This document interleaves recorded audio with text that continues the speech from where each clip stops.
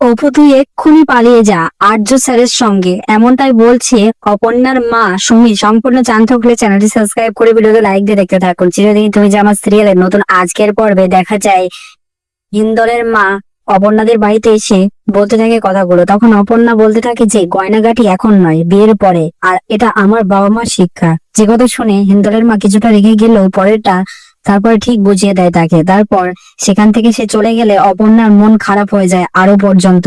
এবং তার মা সুমি কিছুটা বুঝতে পেরে, আন্দাজ করতে পেরে বলতে থাকে তুই আমার সঙ্গে বল না মা, তোর কি হচ্ছে। তখন অপর্ণা মন খারাপ করে বলতে থাকে আমি যে নিজের ভালোবাসা সবকিছু এখানে ফেলে চলে যাব, আমার যে খুব খারাপ লাগছে। এভাবেই মন খারাপে খারাপে কেটে যায় কয়েকটা সময়।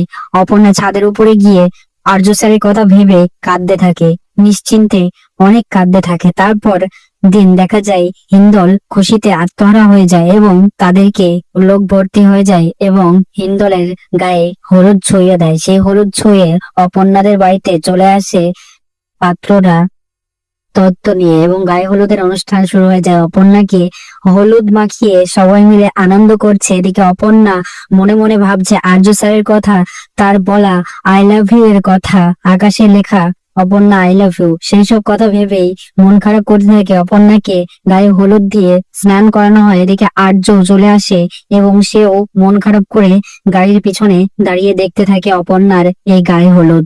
তারপরে সিনে দেখা যায় অপর্ণাকে বউ বেশে সাজানো হয়েছে, অর্থাৎ কনের রূপে সাজানো হয়ে গেল। তারপর অপর্ণার বিয়ে হবে। তার আগে অপর্ণাকে সুমি এসে বলতে থাকে অপর্ণা তুই এখানে এখন কেন দাঁড়িয়ে আছিস, এখনো অনেক সময় আছে, তুই এক্ষুনি পালিয়ে যাও। অপু তোর মা তোকে বলছে, সাহস দিচ্ছে, তুই এক্ষুনি এখান থেকে পালিয়ে আর্য স্যারের কাছে চলে যা। তখন অপর্ণা খুশি হয়ে আর্য স্যারকে ফোন করে বলতে থাকে আর্য স্যার আমি আসছি, এক্ষুনি আসছি।